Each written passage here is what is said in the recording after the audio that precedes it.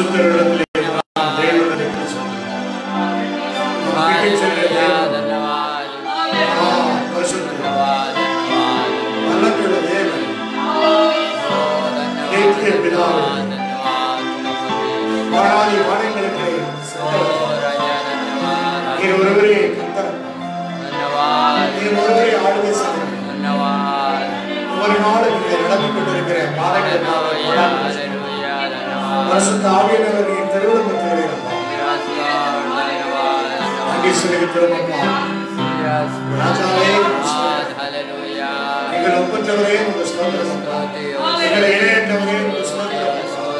Thank you, Jesus.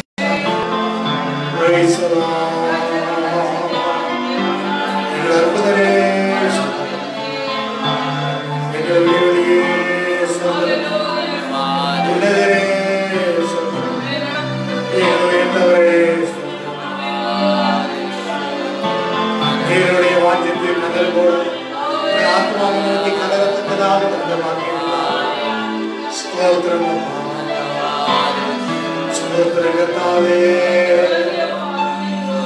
எங்களுக்கு ஜீவபாதையை தந்தவரே,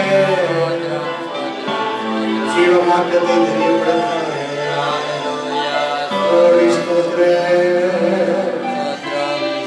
கர்த்தாவே வைக்கு பார்க்கிறே, மாறாதவரே, எங்கள் விடுதலையே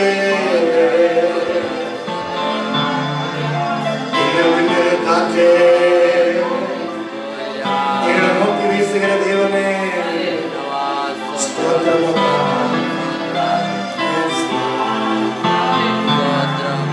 செவிப்போமா தேவனை நோக்கி பார்த்து நாம் இந்த காலை வேளையில தேவனை அண்டி கொடுத்ததாக தந்திருக்கிற தேவ சமூகத்தை இன்னும் நம்மை பயபக்தியோடு கெட்டி சேர தந்திருக்கிறார். நாம் ஜெபிப்போம்.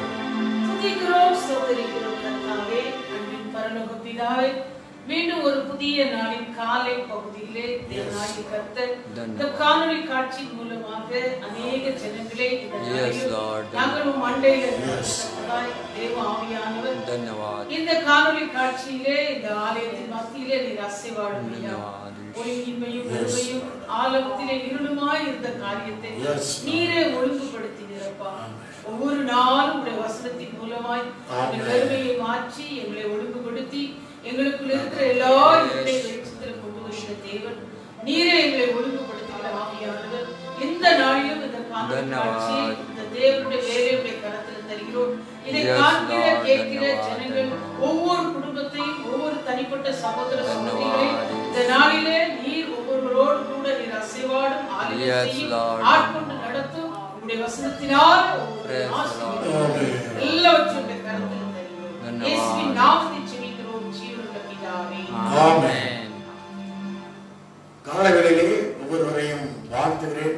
அண்டராக இயேசுவின் நாமத்தினாலே இந்த புரோகிராம் வந்திருக்கிற ஒவ்வொருவரையும் இயேசு நாமத்தினாலே வாழ்த்துகிறேன்.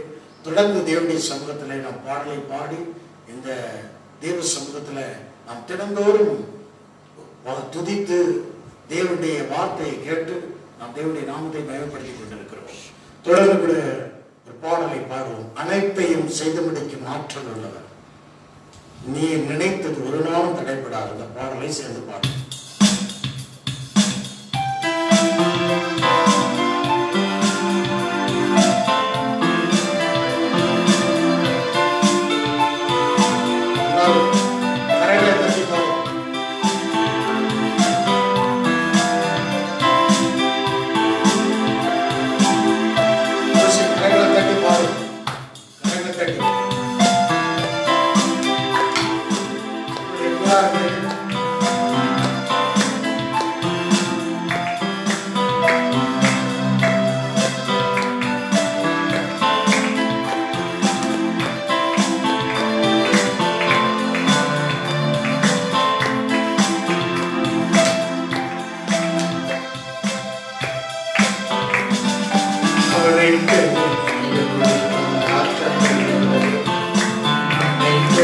ஒரு நாள் தடைபடாது.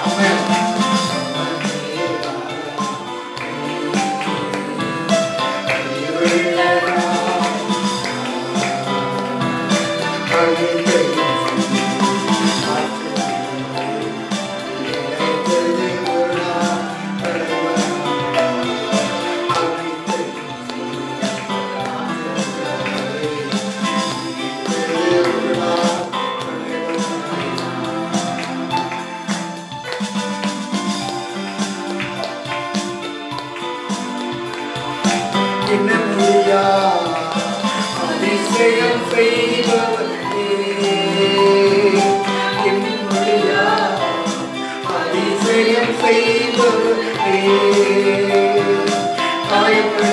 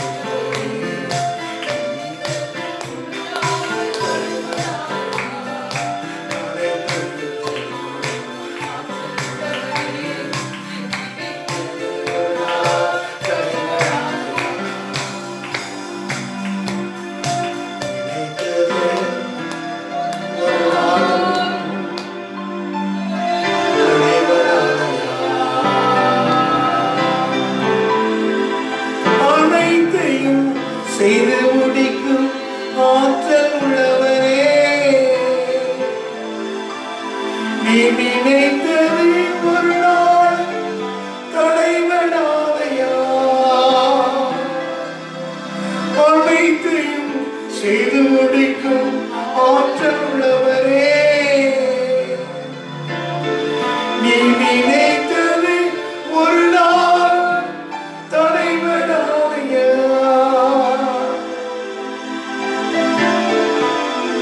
காலைதோறும் கண்ணோக்கி பார்க்கிறீர், காலைதோறும் கண்ணோக்கி பார்க்கிறீர், நிமிடந்தோறும் விசாரித்து மகிழ்கிறீர். உமக்கே ஆராதனை.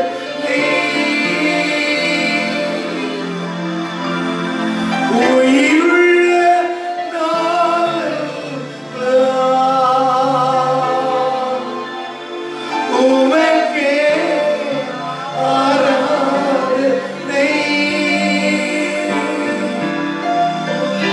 உயிருள்ள நாளெல்லாம்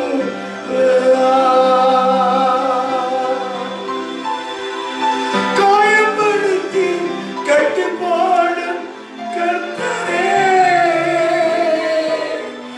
என் காயப்படுத்தி கட்டுப்பாடும் கர்த்தரே, என்னை அடித்தாலும் அணைக்கின்ற அன்பரே,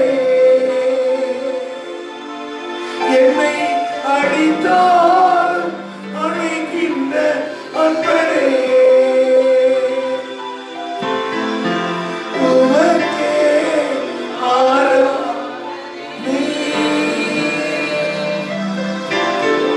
உயிருள்ள நாளெல்லாம்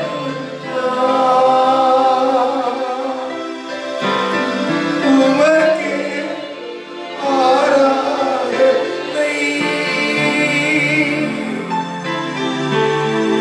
உயிருள்ள நாளெல்லாம்.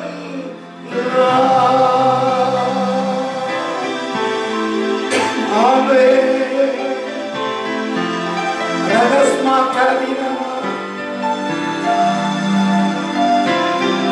எனக்கென்று முன்குறித்த எதையுமே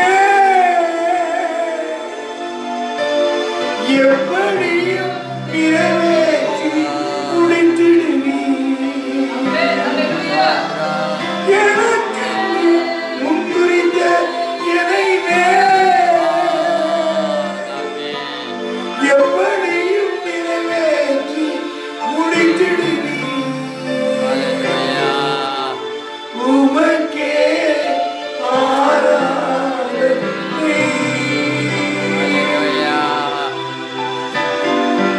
உயிருள்ள நாளெல்லாம்.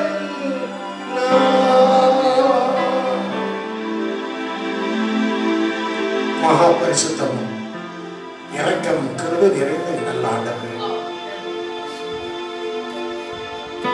எனக்காக நியமித்திருக்கிற ஆசீர்வாதத்தை எங்க தகப்பனே எப்படி நிறைவேற்றி முடிக்கிறீர்கள்? என்னை முன்குறித்திருக்கிறீர்கள், என்னை முன்குறித்திருக்கிறீர்கள், எங்களை முன்குறித்திருக்கிறீர்கள். நிறைவேற்றி முடிக்கிறவர் இந்த காலையோடு கூட கண்ணோக்கி பார்த்து எங்களை விசாரிக்கிறவரை உடைய சமூகத்தில் நாங்கள் கிட்டி சென்றிருக்கிறோம். தொடர்ந்து எங்களை நடத்துவோம். இந்த நாளை காலையில் பரிசுத்தாவியானவர் எங்களோடு இடைபெறுகிறார். இயேசுவின் நாமத்தில் பிதாவே. ஆமென்.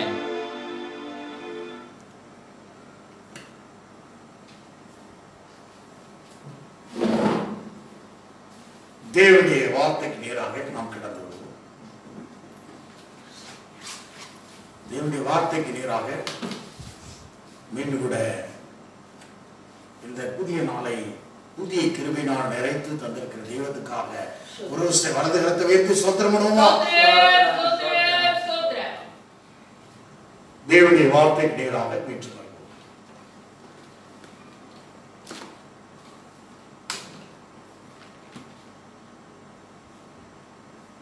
எபிரேயருக்கு எழுதின நிருபம்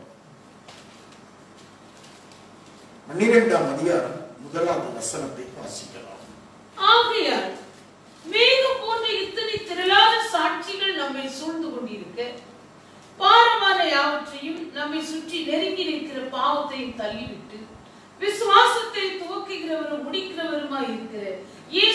நோக்கி நமக்கு நியமித்திருக்கிற ஓட்டத்திலே பொறுமையோடு ஓடக் கடவோம்.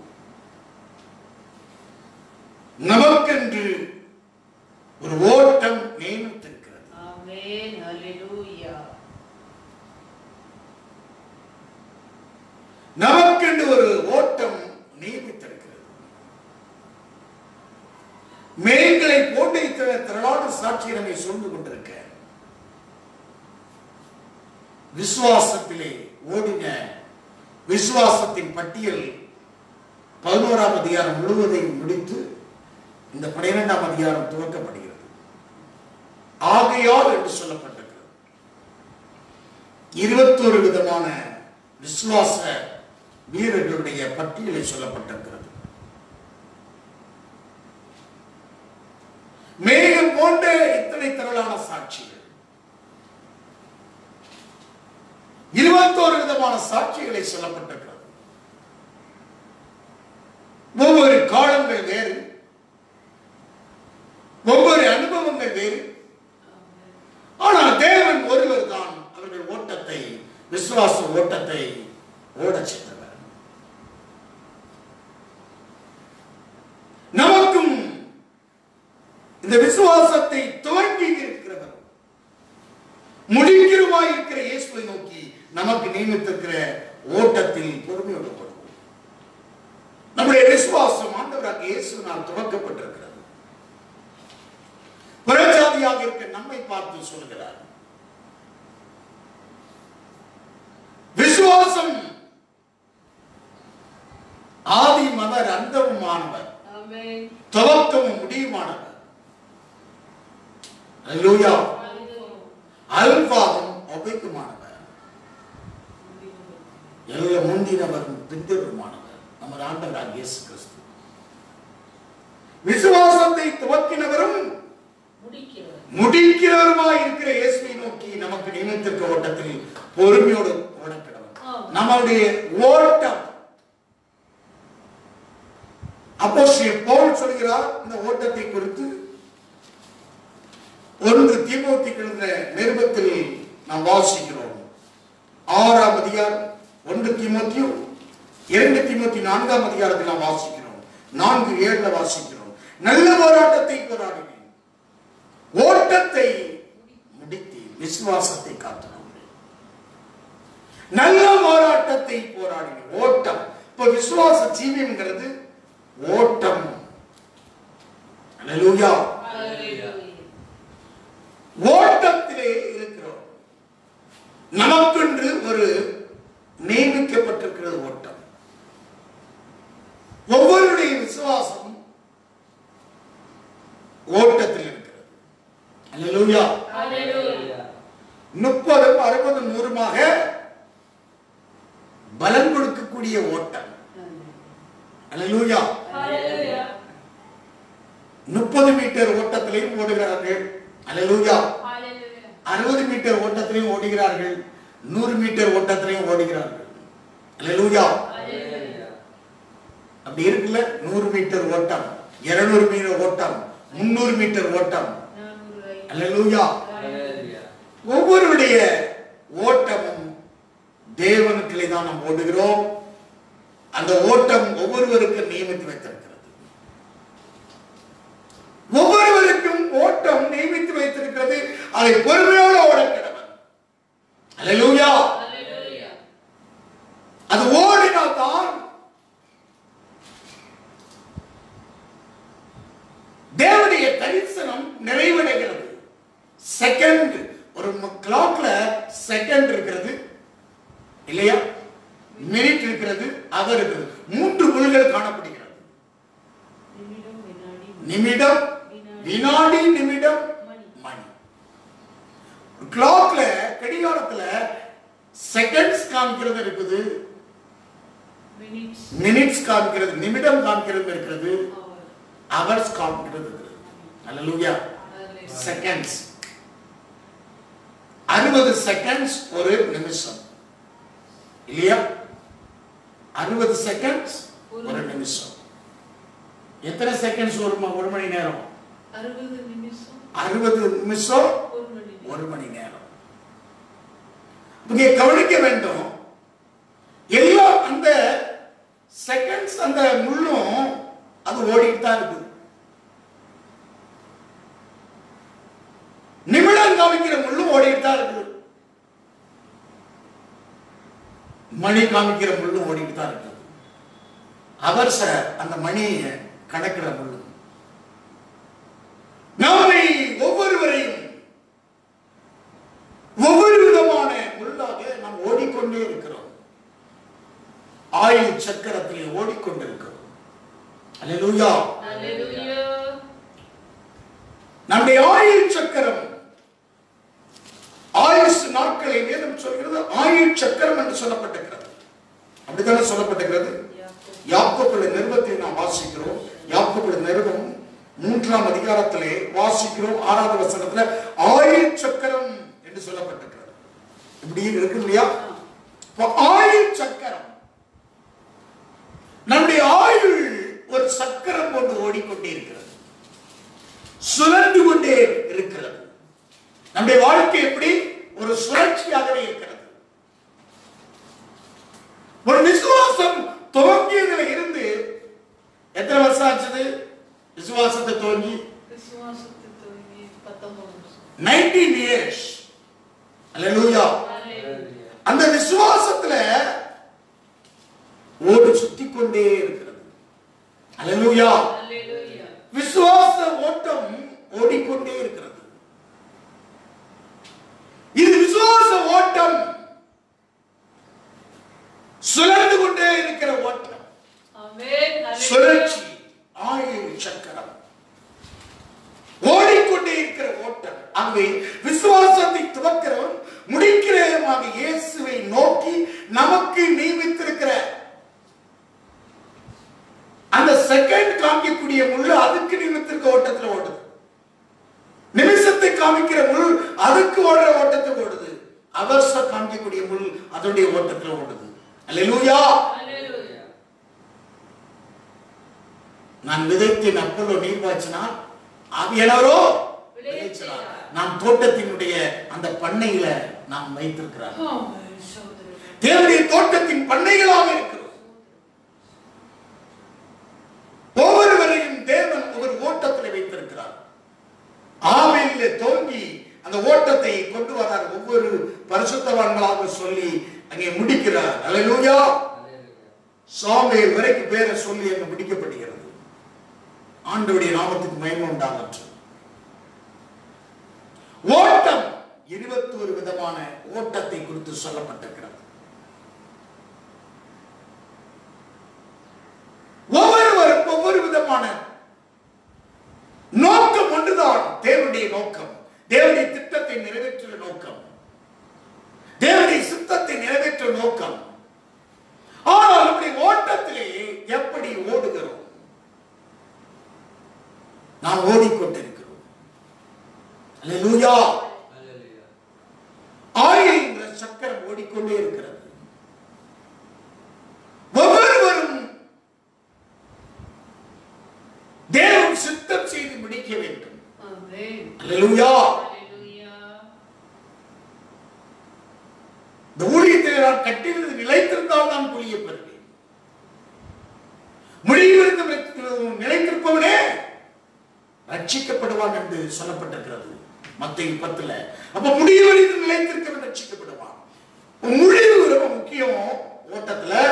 ஆகவே நியமித்திருக்கிற ஓட்டத்தில் பொறுமையோடு ஓடக்கணும். விசுவாசத்தை துவங்கிறவரும் முடிக்கிறோமாக இயேசுவை நோக்கி நம்முடைய கண்கள் அவர் மேல பதியேற்றோம். அல்லேலூயா. இயேசுவை நோக்கி என்றால் நம்முடைய கண்கள் அவர் மேல பதிய வைக்கிறோம். மரித்து 3ஆம் உயிர்த்தெழுந்த அந்த இயேசுவை நோக்கியே ஓடுகிறோம். நம்முடைய நோக்கம் என்ன? மரித்து அடக்கம் செய்யப்பட்டு 3ஆம் உயிர்த்தெழுந்த அந்த இயேசுவை நோக்கியே ஓடுகிறோம். நம்முடைய ஓட்டம் எப்படிப்பட்ட ஓட்டமாக இருக்கிறது?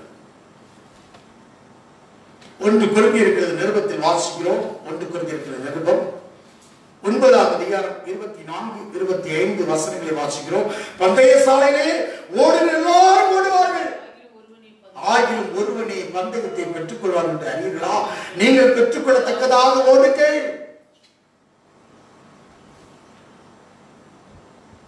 பந்தயத்துக்கு போராடுற யாவரும் எல்லாவற்றிலும் நிச்சயமாக இருப்பார்கள். அவருடைய அழிவுள்ள கிரீடத்தை பெரும்படிக்க அப்படி செய்கிறார்கள். நாமோ அழிவில்லாத கிரீடத்தை பெற்று பெரும்படிக்க அப்படி செய்கிறோம். ஆதலால் நான் நிச்சயம் இல்லாதவனாக ஓடேன். நாம் நிச்சயத்தோடு ஓடுகிறோம். நிச்சயம். என் ஆண்டவராக இயேசு கிறிஸ்து இந்த பூமியிலே நமக்கு விசுவாசத்தை துவக்கி இருக்கிறார். நமக்கு ஒரு நிச்சயம், அந்த ஜீவ கிரீடம், நீதியின் கிரீடம் எனக்கு உண்டு. அந்த நிச்சயத்தோட அந்நாளில் எனக்கு தருவார் ஒரு நிச்சய ஓட்டம். இந்த உலகத்தாய் போல அல்ல, நமக்கு ஒரு பாவ மன்னிப்பு நிச்சயத்தை பெற்று என் பாவங்கள் மன்னிக்கப்பட்டது என்று சொல்லி ஒரு நிச்சயமான ஒரு ஓட்டத்திலே உன்னுடைய ஆத்மா அழிவை காணாது, என் கிறிஸ்துவனுடைய ஆத்மா அழிவை காணாது என்று தாவீது நிச்சயமான ஒரு ஓட்டத்தை ஓடினானே. கர்த்தரை எப்பொழுதும் எனக்கும்பாக நிறுத்தி நோக்கி பார்த்துக் கொண்டிருக்கிறேன். அவர் என் வலது வாசத்தில் இருப்பதனால் அசைக்கப்படுவது என்று ஒரு நிச்சயமாக நிச்சயித்து ஓடின ஓட்டத்தை போல, அப்போஸ்தலன் பவுல் ஓடின ஓட்டத்தை போல, விசுவாசத்தின் தகப்பன் ஆபிரகாம் நிச்சயித்து ஓடின ஓட்டத்தை போல ஒரு நிச்சயமில்லாத நீங்கள் ஓடாதீர்கள், நிச்சயத்தோடு ஓடுவோம். அல்லேலூயா. நீங்கள் 30 இருக்கலாம், 60 இருக்கலாம், 100 இருக்கலாம். நிச்சயத்தோடு ஓடு. பொறுமையோடு நியமித்திருக்க ஓட்டத்தில் ஓடு. செகண்ட் இல்லாமல் நிமிடம் இல்ல, நிமிடம் இல்லாமல் அவர்ஸ் கிடையாது. ஒரு பூரணம் தேவ தரிசனத்தை நிறைவேற்றுவதற்கு ஒவ்வொருவரும் தேவை. அல்லேலூயா. இறையரசை ஈர்க்கக்கூடிய எந்திரங்களே, அல்லேலூயா, அவயங்களாக இருக்கிறோம் கர்த்தருடைய சரீரத்திலே.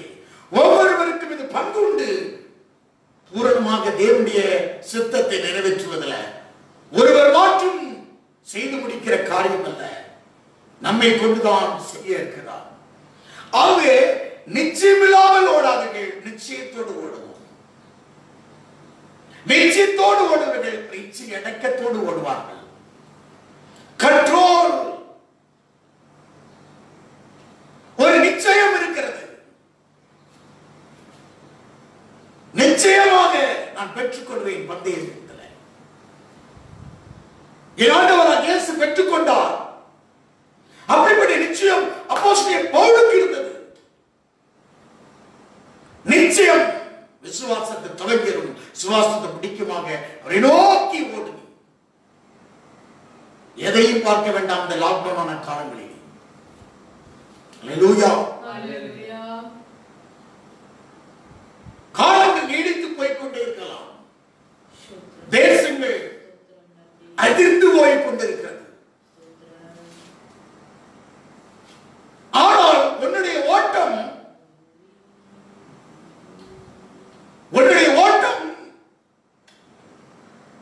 ஜெயத்துக்குரிய ஓட்டம்.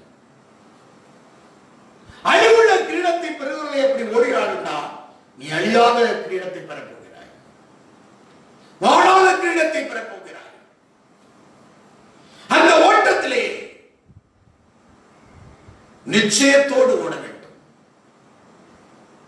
இந்த எந்த காலமா இருந்தாலும் என்ன, உங்களுக்கு நிச்சயத்தோட ஓட வேண்டும். விசுவாசத்தை மேகங்களை போல திரளான சாட்சி.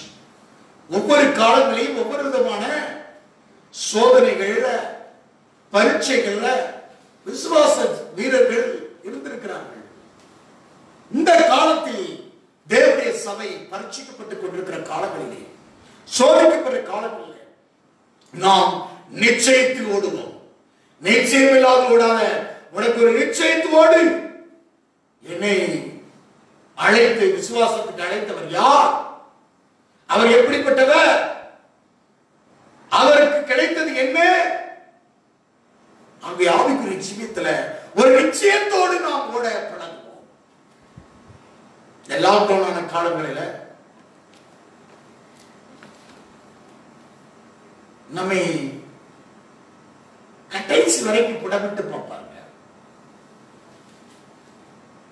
அதாவது வசனம் நிறைவேறும் அளவு புடமிடப்படுகிறது. சங்கீதம் 105 எடுத்துக் கொள்ளுங்கள். சங்கீதம் 105ஆம் அதிகாரம் 19ஆம் வசனம். கர்த்தர் சொன்ன வார்த்தை நிறைவேறும் அளவும் அவருடைய வசனம் அவனை புடமிட்டது. யோசேப்பை புடமிட்டது. அதுக்கப்புறம் தான் அவனை கட்டவிழ்க்க சொல்கிறான், விடுதலை பண்ணுகிறான். அப்ப இந்த நாட்கள்ல இந்த லாக்டவுன் அவுக்கப்பட்டு விடுதலையாக்கன்னு சொன்னா தேவன் அனுமதித்திருக்கிறார். தேவனுடைய வசனம் முழு உலகத்திலையும் நிறைவேற்றப்படணும். தனித்தனியான தேவ சுத்தம் புடமிடப்பட்டு வசனம் நிறைவேற்றப்பட வேண்டும். உனக்கும் தேவனுக்குள்ள அந்த உறவுகளே நிறைவேற்றப்பட வேண்டியது இருக்கிறார். ஏதோ ஒரு நடந்துட்டு இருக்கு நினைக்க கூடாது. நீ செகண்டா இருக்கலாம், நிமிடமா இருக்கலாம், மணியாக இருக்கலாம், ஏதாவது ஒரு முள்ளாக இருக்கலாம். அல்லேலூயா. ஆனால் நீ ஓடுகிற ஓட்டத்துல நீ உன்னுடைய வார்த்தை, கர்த்தர் சொன்ன வார்த்தை நிறைவேறும் அளவும் உன்னுடைய வசனம் புடமிடப்பட்டது. கட்டவிழ்க்க சொன்னால் அதிபதி விடுதலை ஆக்கினான். நீ கவனிங்க, கிறிஸ்துவுக்குள்ள இருக்கிறவனுக்கு வசனம் நிறைவேற்ற இந்த காலங்களில் நீ இந்த உலகத்துல ஒரு லாக்டவுன் போல தோன்றினாலும் நீ கட்டவிழ்க்கப்பட்டவனாக விடுதலை பண்ணப்பட்டவனாகத்தான் நீ இருப்பாய். விடுதலை பெற்ற பெண்மானே, அல்லேலூயா. யாரை விடுதலை பெற்ற பெண்மான்? நப்தலி விடுதலை பெற்ற பெண்மான் இன்பமான வசனங்களை வசனிப்பான். நான் விடுதலை பெற்ற பெண்மானை போல இன்பமான வசனங்களை வசனித்துக் கொண்டே இருக்கிறோம், சோர்ந்து போகாம. அல்லேலூயா. நீ லாக்டவுன் காலங்களில, இப்படி நெருக்கமான காலங்களில வசனம் நிறைவேற வரைக்கும் உன்னை கர்த்தர் புடமிடுகிறார். அது வரைக்கும் நீ கட்டப்பட்டவனாக, விடுதலை பண்ணப்படாதவனாக அப்படியே கட்டி வச்சிருக்கு. அநேகரை இன்னைக்கு கட்டி வச்சிருக்குது. அநேக பிள்ளைகளை இன்னைக்கு, அநேக குடும்பங்களை இன்னைக்கு கட்டி வச்சிருக்கிறது. அநேக தேசங்களை கட்டி வைத்திருக்கிறது. அல்லேலூயா. ஆனால் விசுவாச பிள்ளைகளை இங்கே கவனிக்க வேண்டும். கர்த்தர் இந்த நாட்களிலே கட்ட அவிழ்த்து விடுதலையாக்குகிறார். அல்லேலூயா. அதை நீ அனுபவிக்க முடியும். இந்த காலத்திலே நான் அனுபவிக்கிறேன். நீங்கள் அனுபவிக்கிறீர்களா? அல்லேலூயா. இப்ப நீ கட்டப்பட்டிருக்கிற இந்த லாக்டவுன் காலங்களிலே கட்டவிழ்க்கப்படவும் விடுதலையாக்கப்படக்கூடிய காலம். ஏன் உனக்கு இப்படிப்பட்ட ஒரு சிறை தேவன் பொதுவாக அனுமதித்திருக்கிறார்?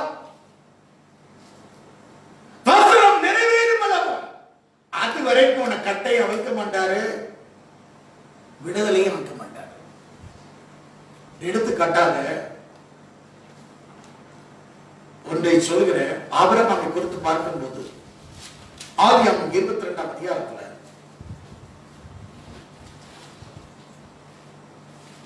100 வயதுல கிடைத்த பிள்ளை ஏசுதன்.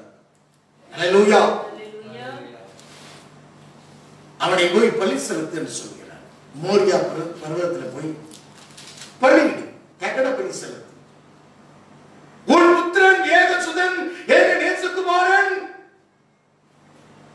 நான் காண்பிக்கிற அந்த மோரியா தேசத்துக்கு போ, குறித்திருக்கிற மலைக்கு போ சொல்கிறார். அவனை 2 வேலைக்காரர்களோடு கூட ஈசாக்கை கூட்டிக் கொண்டு தேவன் தனக்கு குறித்த இடத்திற்கு புறப்பட்டு போறான். 3ஆம் நாள் வந்தது. ஆபிரகாம் தன் கண்களை ஏறெடுத்து பார்த்து தூரத்திலே அந்த இடத்தை கண்டான். அப்பொழுது ஆபிரகாம் தன் வேலைக்காரை நோக்கி, நீங்கள் கழுதையை நிறுத்தி இங்கே காத்திருங்கள், ஒரு நிச்சயத்தோடு ஓடுகிறோம்.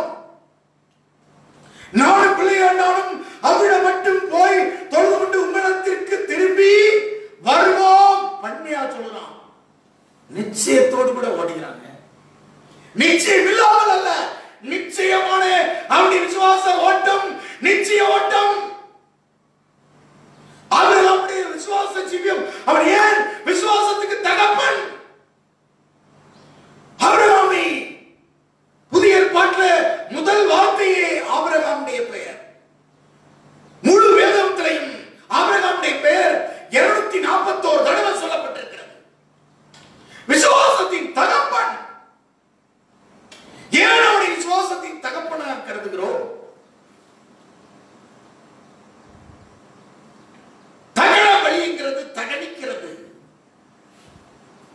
பழி செலுத்தி அதை தகனிக்கிறது. அல்லேலூயா. அதுக்கு லேவியர் 17ஆம் அதிகாரத்தில் அந்த பழியை பார்க்கலாம். அப்படிப்பட்ட பழியை செலுத்த நீ தகன பலி செலுத்து என்று சொல்லும் போது எந்த மாறுதலும் பேசாம கூட்டிட்டு போய் நீங்கப்பா வேலைக்காரங்க, நீ காத்துருங்க, நானும் என் பிள்ளையாண்டானும் இவிட மட்டும் போய் தொழுது கொண்டு உங்களிடத்தில் திரும்பி வருவோம். அவர் தகனபலி கட்டைகளை எடுத்து தன் குமாரனை ஈசாக்கின் மேல் வைத்து தன் கையை நெருப்பையும் கத்தியும் எடுத்துக்கொண்டு கொண்டார். இருவரும் கூடி போ. He's together. அப்பொழுது ஈசாக்கு தகப்பனாகிய ஆபிரகாமை நோக்கி, என் தகப்பனே என்றான். அதற்கு, என் மகனே இதோ இருக்கிறேன் என்றான். அப்பொழுது அவன், இதோ நெருப்பும் கட்டையும் இருக்கிறது, தகன பலிக்கு ஆட்டுக்குட்டி எங்கே என்றான். வழியில பேசிட்டு போறாங்க, வெயிட்ட தூக்கிட்டு போறான். என்னத கட்டை, கையில நெருப்பு இருக்குது. ஆனால் கருப்பொருளான பலி ஆடு எங்கே? அல்லேலூயா, அல்லேலூயா. அதற்கு ஆபிரகாம், என் மகனே, தேவன் தனக்கு தகன பலிக்கான ஆட்டுக்குட்டியை பார்த்துக் கொள்வார் என்றான். அப்புறம் இருவரும் கூடி போய் இஷ்டப்பட்டார். ஒரு நிச்சயமான ஓட்டம். 100 வயசுல தந்தவர் அவர். வாக்கு தத்தம் இந்த பிள்ளையை கொண்டு தந்திருக்கிறார். ஈசாக்கிடத்து தான் சந்ததி விளக்கம் என்று அல்லவா தந்திருக்கிறார். எவ்வளவு பெரிய ஆணித்தர விசுவாசம். தேவனுக்கு சொல்லியிருந்த இடத்துக்கு வந்தார்கள். அங்கே ஆபிரகாம் ஒரு பலிபீடத்தை உண்டாக்கி கட்டையை அடுக்கி தன் குமாரனாகிய ஈசாக்கை கட்டி அந்த பலிபீடத்தில் அடுக்கி கட்டைக்கு மேல் அவனை கிடத்தினான். எத்தனை வயசு இருக்கும் நீங்க நினைக்கிறீங்க?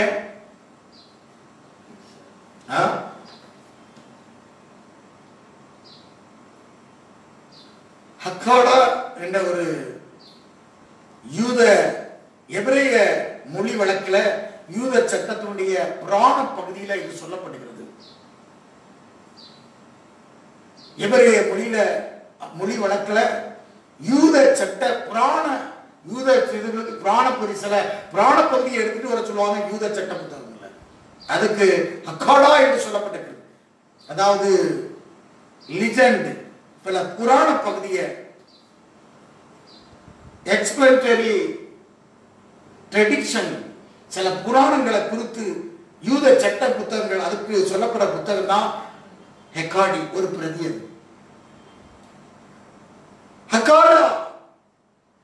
ஹக்காடா என்றால் அந்த யூத சட்ட புராண பகுதி எபிரேய மொழியில இருக்கிற வழக்கில் இருக்கும். அதுல இந்த சரித்திரத்தை குறித்து சொல்லப்படும் போது 37 வயசு இருக்குன்னு சொல்லப்படும். 40 வயசுல ஈசாக்குக்கு திருமணம் ஆச்சு. 23ஆம் அதிகாரம் 1வது வசனத்துல சாராள் 127 வயசுல மரிக்கிறார். எத்தனை வயசுல? 127 வயசு. 90 வயசுல யார்? ஈசாக்கு பெறுகிறார். அல்லேலூயா. அப்ப எத்தனை? இதுக்கு இடையில தான் இது நடக்கிறது. 37 வயசு என்று சரித்திரத்தில் சொல்லுகிறார்கள். யூதருடைய சட்ட புராண பகுதியாக இந்த எபிரேய வழக்கில ஹக்காடா கூடிய அந்த லீஜெண்ட் அந்த புத்தகத்தில் சொல்லப்பட்டது. 37 வயசு. அவர் இறந்ததுக்கு அப்புறம் 3 வருஷத்துக்கு அப்புறம் அவனுக்கு விவாதம் ஆகுது. கர்த்தருடைய ஸ்தோத்திரம். இதுக்கு இடையில நடக்கிறது எத்தனை வயசு? கவனிங்க. பலிபீடத்துல ஈசாக்கு கிடத்தி இருக்குங்க. எவ்வளவு ஒரு விசுவாசத்தின் ஆவியுடையவனாக ஆபிரகாம் இருந்திருக்கணும். எவ்வளவு அந்த விசுவாசத்தின் ஆவி அவருடைய பிள்ளைக்கு கிரியை செஞ்சிருக்கணும். யோசித்து பாருங்க. நிச்சயம் தேவனில் கொண்டிருக்கிற அவ்வளவு ஒரு நிச்சயம். அதனால வேலைக்காரன் எடுத்துட்டு நாங்கள் பலி செலுத்திட்டு வருவோம். தகர வலிக்கு செலுத்தும் போது ஒரு மாறுதலும் பேசல. வரவு கட்டையை பழக்கிறான், நெருப்பு கத்தி எடுக்கிறான், புறப்படுகிறான். எவ்வளவு பெரிய விசுவாசம். 37 வயசு.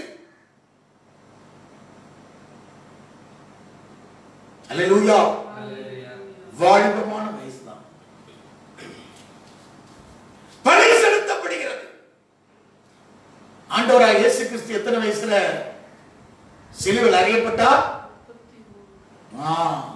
அல்லேலூயா, 33 வயசு. கவனிக்க வேண்டும், வாலிபத்தை கொடுக்கிறது பெரிய கஷ்டம். தகப்பன் வாலிபத்தை கொடுக்கிறேன் கரங்கள். இந்த நாட்கள்ல ஊழியத்துக்காக பிள்ளைகளை வாலிபத்தை அர்ப்பணிக்கிறதுக்கு ரொம்ப கஷ்டம். அல்லேலூயா, பிள்ளைகளை வாலிபமா கொடுக்க முடியல ஆண்டவருக்கு. முடியுமா? ஆபிரகாம் கேட்டது அப்படியே கொடுத்தான்.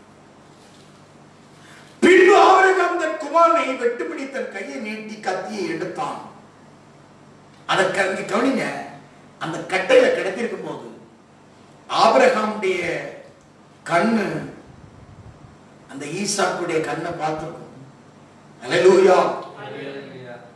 ஆனா ஈசாக்குடைய கண்ணு யாரை பார்த்திருக்கோம்? தேவதூதர்களை பார்த்திருக்கோம். அல்லேலூயா. விசுவாசத்தின் கண்களோடு கூட அவன் கண்கள் பிரதிபலிக்கிறது. ரொம்ப முக்கியம், கண் ரொம்ப முக்கியங்க. தகப்பனுடைய கண் பிள்ளையை பார்த்தாலே சில பிள்ளைகள் அரண்டு நிற்கும். அப்படி கண்ணுல ஒரு பவர், விசுவாசத்தின் பவர். என் பிள்ளை பார்த்தாலே அப்படி விசுவாசத்தின் ஆவி அந்த பிள்ளைய பலிபீடத்துல கட்டி எப்படி செய்யுங்க? கட்டை மேல் அவனை கிடத்தினான். அல்லேலூயா. சரித்திரத்தில் சொல்லப்பட்டிருக்கிறது, அவனை அடுக்கி குமாரனாகிய ஈசாக்க கட்டி கட்டி கைய காலம் கட்டி பலிபீடத்தில் கட்டி. ஈசாக்குக்கு மரண பயம் வரலையா? ஈசாக்குடைய கண்ணுக்கு இருந்த விசுவாசம் ஆபிரகாம் கண்ணில் இருந்த விசுவாசத்தினால்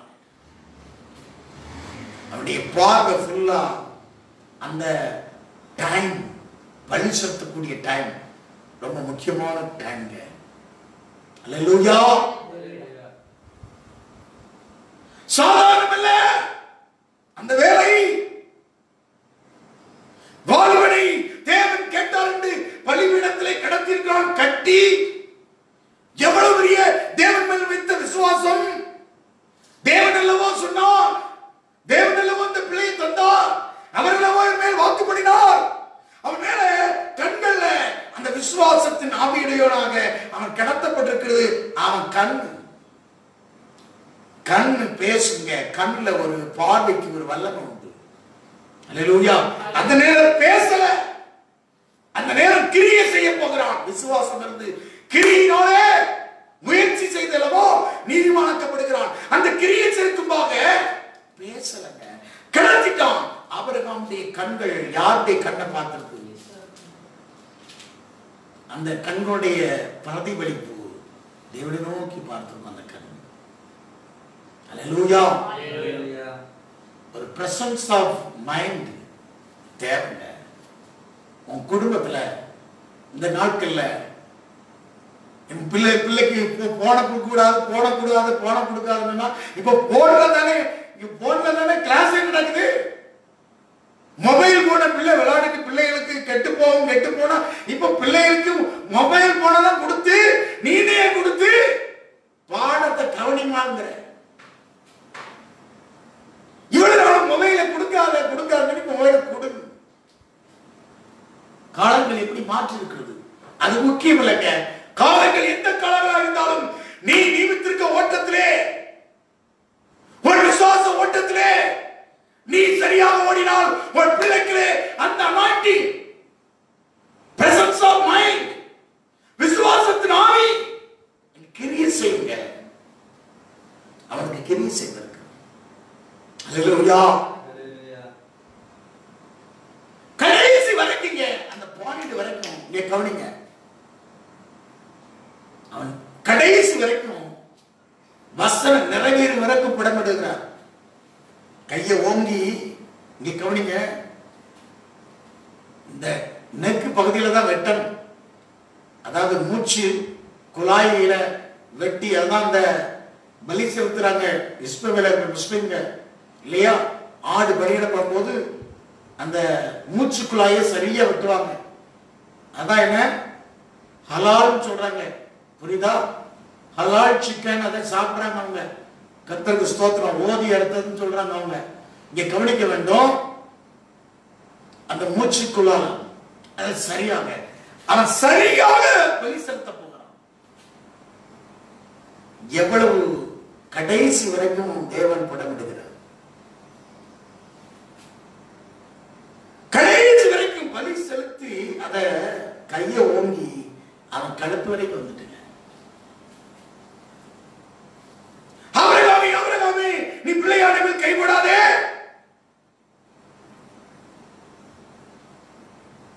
இதோ அடியேன்னு சொல்லும் போது அவனை ஒருபோது கைவிடாத, அவனோடு ஒன்றும் செய்யாதே, அவனை புத்திரன் என்றும் ஏக சொன்ன பாராமல் எனக்கு ஒப்பு கொடுத்தபடினா நீ தேவனுக்கு பயப்படுறேன், இப்பொழுதே அறிந்திருக்கிறேன், இப்பொழுது அறிந்திருக்கிறேன் நீ தேவனுக்கு பயப்படுறேன் அறிந்திருக்கிறேன். எப்ப நீ தேவனுக்கு, தேவன் சாட்சி கொடுத்த ஒரு ஆடு இருக்கு, அவன் எடுத்து படிக்கணும். கவனிக்க வேண்டும், அன்றைக்கு பேசப்பட்ட ஈசாக்கின் பயபக்திக்குரியவர், ஈசாக்கு அன்றைக்கு பயபக்தியாக அந்த பலிபீடத்திலே கடத்தப்பட்டிருக்கிறான். அந்த பயபக்தியில தேவனுடைய சத்தத்தை கேட்டிருக்கிறான், தேவனுடைய வல்லமையான கிரியை அவன் கண்டிருக்கிறான் இல்லையா? தேவனுடைய சத்தத்தை ஈசாக்கு கேட்டார். ஈசாக்கின் பயபக்திக்குரியவர் என்னோடு இராவிட்டால், யாக்கோபு சொல்லுகிறான், ஈசாக்கின் பயபக்திக்குரியவர் என்னோடு இராவிட்டால் ஆபிரகாமோடு சரித்திரம் முடியல, தொடர்கிறது. இது அது பயபக்திக்குரியவர். எடுத்து வாசிக்கலாம், ஆதியாகமம் புத்தகம் 31ஆம் அதிகாரம் 42வது வசனம். என் பிதாவின் தேவனாகிய ஆபிரகாமின் தேவனும் ஈசாக்கின் பயபக்திக்குரியவரும் என்னோடு இராமல் போனார். யாக்கோபு சொல்கிறான், ஈசாக்கின் பயபக்திக்குரியவர் ஈசாக்கின் பயபக்திக்குரியவர் 53லையும் சொல்கிறான், ஈசாக்கின் பயபக்திக்குரியவர் 42லையும் 53லையும் யாக்கோபு சொல்கிறான், ஈசாக்கின் பயபக்திக்குரியவர் தேவனுக்கு பயப்படுறவன் என்று தேவன் சாட்சி கொடுத்தார். ஈசாக்கின் பயபக்திக்குரியவர், அந்த பலிபீடத்துல ஈசாக்கின் பயபக்திக்குரியவர். அல்லேலூயா. அந்த பலிபீடத்தின் பேரையே சொல்லலாங்க. அல்லேலூயா. ஈசாக்கின் பயபக்திக்குரியவர். அந்த பயபக்தி எப்படி வந்தது ஈசாக்குல? உன் பிள்ளைகளுக்கு, உன் குடும்பங்களுக்கு பயபக்தி வருனால் அதுக்கு மூல காரணம் ஆபிரகாம். வசனம் நிறைவேறி வழக்கும் புடமிடப்பட்டது. அவன் பயபக்தியாக தவறி விசுவாசிக்கிறான், நிச்சயத்தோடு கூட வரலாம். அவன் ஓட்டம் கவனிங்க, பலி செலுத்தி அவன் நிச்சயத்தோடு கூட ஓடுறான். வசனம் நிறைவேற வரைக்கும் அவன் ஓடுறாங்க. ஏதோ குழப்படி பண்ணல, நிச்சயத்தோடு ஓடுறான்.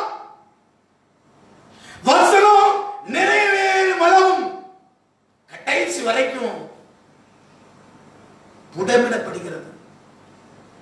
வசனம் நிறைவேற வரைக்கும், அதுக்கப்புறம் தான் இங்க கட்டவிழ்த்து விடுதலையாக்கப்படுகிறது. எப்ப ஈசாக்கில அங்கு ஒரு ஆளுக்கு கட்டவிழ்த்து விடுதலையாக்கப்படுகிறது. இப்படித்தான் நம்முடைய ஆவிக்குரிய வாழ்க்கை கட்டப்படும். ஒரு விசுவாசம் மாணவியாக கட்டப்படும்னா இந்த அனுபவத்துக்குள்ள வரும். அல்லது விசுவாச வாழ்க்கை கட்டப்படாது. நீ குழந்தையை போல பேசுவே, குழந்தை போல யோசிப்ப, குழந்தை போல சிந்திப்ப, புருஷனாவே ஆக முடியாது. நீ புருஷனாக மாறினால் குழந்தைக்கு நாம் ஒழிப்பாய். இன்னும் குழந்தையாக இருக்கிறாய். விசுவாசத்தில் இன்னும் குழந்தையாக இருக்கிறீர்கள். விசுவாசத்தின் அளவு உனக்கு வர்த்திக்கப்பட வேண்டும். ஏன் வளரவில்லை? ஏன் வளரவில்லை? அல்லேலூயா.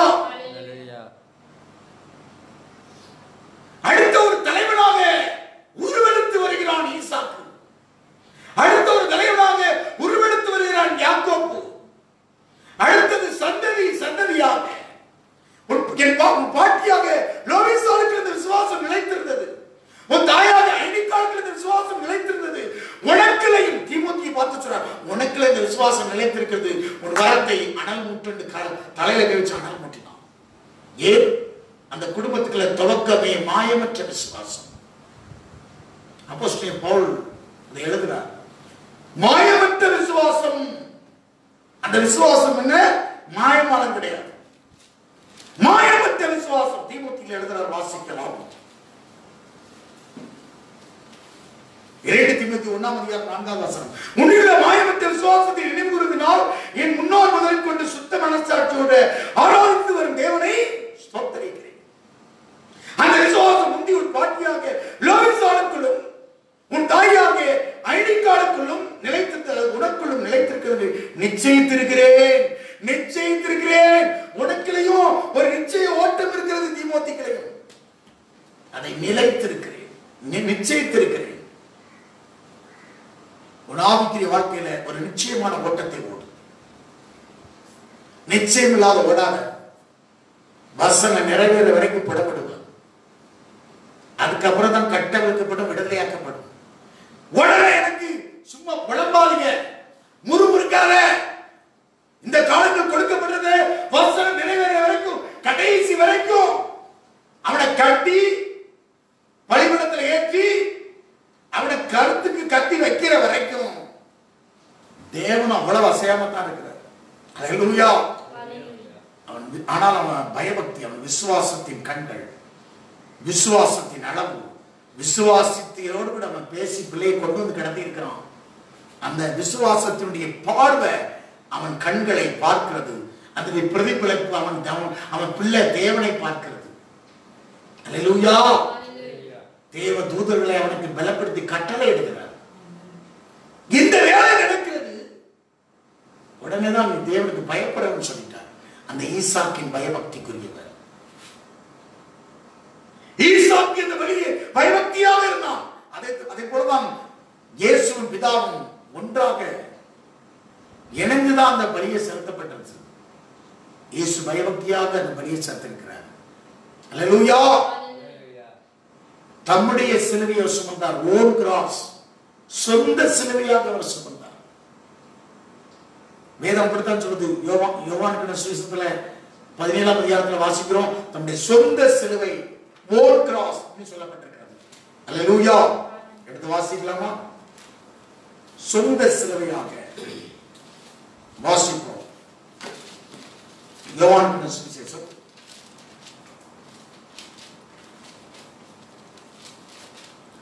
19ஆம் அதிகாரம் 17. அவர் தம்முடைய சிலுவையை சுமந்து கொண்டு தம்முடைய, ஆங்கிலத்தில் own cross carrying, he carried his own cross, சொந்த சிலுவையாக பயபக்தியோடு கூட அவர் சுமந்தார். பிதாவுக்குள்ள அவருக்கும் 2 பேருக்குள்ள ஒன்றாக்கப்பட்டார்கள். நாங்கள் ஒன்றாக இருக்கிறோம் சொல்கிறார். ஆபிரகாம் ஈசாக்கு ஒன்றாக்கப்பட்டிருக்கிறார்கள். ஆண்டவருடைய நாமத்துக்கு மகிமை உண்டாகட்டும். வசனம் நிறைவேற விளக்கும் புடப்படப்படக்கூடிய ஒரு அனுபவம். இயேசு கடைசி வரைக்கும் கல்வாரி சிலுவையில அவர் செய்து முடித்திருக்கிறார். அல்லேலூயா. ஒரே தரிசனமாக இருந்தாங்க. அப்ப ஆவிக்குரிய ஜீவியத்தில் இந்த நாட்கள்ல நாம் ஒன்றாக்கப்படக்கூடிய ஒரு அனுபவம் தேவை. ஒரு பயபக்தியான ஜீவியம் தேவை. நம்முடைய வீட்டுல அல்லேலூயா ஒரு பயபக்தி தேவை. இந்த நாட்கள்ல உடைய விசுவாசம் புடப்படப்பட வேண்டும். விசுவாசத்தை துவக்கிய விசுவாசத்தை முடிக்கிறோம். தமக்கு வைத்திருக்கிற ஓட்டத்தில் நீ பொறுமையோடு போடு. பதறாது. விசுவாசிக்கிறவன் ஏற்கனவே பரிட்சிக்கப்பட்ட நல்ல மூளைகள் ஆண்டவர் இயேசு கிறிஸ்து. விசுவாசிக்கிறவன் பதறாது. ஏற்கனவே பரிட்சிக்கப்பட்டாச்சு. அதனால இயேசு சொன்னார், ஆபிரகாம் கண்டான் களி கூர்ந்தான். ஆபிரகாம் இயேசு ஏற்கனவே அந்த பரிட்சிக்கப்பட்டவரை கண்டுட்டான். அவன் ஆவிக்குரிய கண்டல்ல கண்டுட்டான். கண்டா கனி கொடுத்தான். அல்லேலூயா. அல்லேலூயா. உன் ஆவிக்குரிய ஜீவியத்துல பதற வேண்டாம். முதலாவது உனக்கு நியமித்திருக்க ஓட்டத்துல நிச்சயத்தோடு மரித்தடங்க செய்து 3ஆம் நாள் உயிர்த்தெழுந்த இந்த இயேசுவை நோக்கி ஓடு. ஆபிரகாம் ஓடி இருக்கிறான். நாம் விசுவாச ஜீவியத்தில் ஓடு. ஒரு சில தேவ சமூகத்தில் ஒப்பு கொடுப்போமா? Praise Jesus. ரகஸ்மா காரிகா ஈசாக்கின் பயபக்திக்குரியவர் என்னோடு இடாமல் போனார். ஈசாக்கின் பயபக்திக்குரியவர் அந்த விசுவாசம் பின்பற்றப்பட்டிருக்கிறது. ஆபிரகாமுடைய விசுவாசம் ஈசாக்கில் வந்தது. ஈசாக்குடைய விசுவாசம் யாக்கோபுக்கு வந்தது. பாட்டியாக லோகிசாவுடைய விசுவாசம் ஐனிகாவுக்கு வந்தது. ஐனிகாவுக்கு இருந்த விசுவாசம் தீமோத்தேயுக்கு வந்தது. மாயமற்ற விசுவாசம். உங்கள் விசுவாசம் மாயமற்றதாக இருப்பதாக இந்த காலங்களிலே உன் கட்டை அவிழ்ப்பார், விடுதலையாக்குவார். உன் கட்டுகள் அவிழ்க்கப்படும், நீ விடுதலையாக்கப்படுவாய். நப்தலி விடுதலை பெற்ற பெண்மான் இன்னமான வசதிகளை வசதிக்கிறவனாக நீ விடுதலை பெற்றவன். நீ விடுதலை பெற்றவன். ரமாகா சகாதிகா லாபாகா நீ விசுவாச ஜீவியத்துல உன் கட்டுகளை அவிழ்க்கிறார், உன்னை விடுதலையாக்கிறார். எல்லா வாயை திறந்து ஆண்டவரை சமூகத்தில் சோதனை பண்ணுவோமா? ரீகாவாதா சகாதிகாவாதா கணா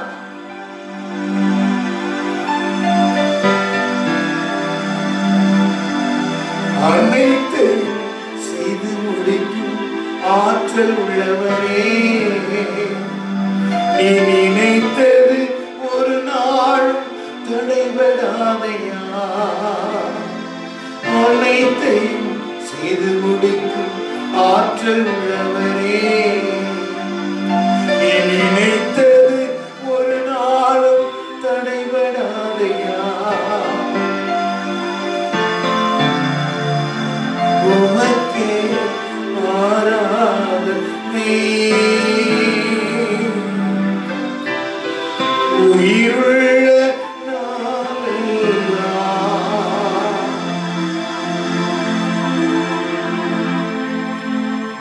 ஜெபிப்போம். துதிக்கிறோம், ஸ்தோத்திரிக்கிறோம் கர்த்தாவே. அன்பின் பரலோக பிதாவே, இந்த நாளிலும் கூட எங்கள் ஆயுள் சக்கரமானது உம்முடைய கரத்திலே விசுவாசத்தை துவக்குகிறவரும் முடிக்கிறவருமாய் இருக்கிற கர்த்தராகிய இயேசு கிறிஸ்துடைய கரத்திலே ஒப்பு கொடுக்கப்பட்டிருக்கிறபடியா எங்கள் ஒவ்வொருவருக்கென்று நியமித்த ஓட்டத்திலே நாங்கள் பொறுமையோடு கூட நிச்சயத்தோடு கூட ஓடுபடி எங்கள் விசுவாசத்தின் தகப்பனாகி ஆபிரகாம் நிச்சயத்தோடு கூட ஓடி முடித்ததை போல இந்த நாளிலும் கர்த்தாவே நாங்கள் நிச்சயத்தோடு எங்களுடைய இந்த ஓட்டத்தை முடிக்க வல்லமையுள்ள கர்த்தராகிய இயேசு கிறிஸ்துவே கண்கள் நோக்கி பார்த்து விசுவாசத்தோடு கூட நாங்கள் ஓட எங்கள் கட்டுக்களை அவிழ்த்து எங்களை நீ விடுதலை ஆக்குகிற இந்த நாளிலும் இந்த காட்சியை கண்ட கேட்ட வசனத்தை அனுபவித்த ஒவ்வொரு பிள்ளைகளையும் நப்தலியாக விடுதலை பெற்ற பெண்பாலாக ஒவ்வொருவருக்குள்ளும் இருக்கிற கட்டுக்கள் அவிழ்க்கப்படத்தக்கதாக வசனம் ஒவ்வொருவருக்குள்ளும் நிறைவேறும்படி இயேசுவின் நாமத்தில் ஜெபிக்கிறோம் ஜீவனுள்ள பிதாவே. ஆமென். கர்த்தர் ஒவ்வொருவரையும் ஆசீர்வதிப்பார்.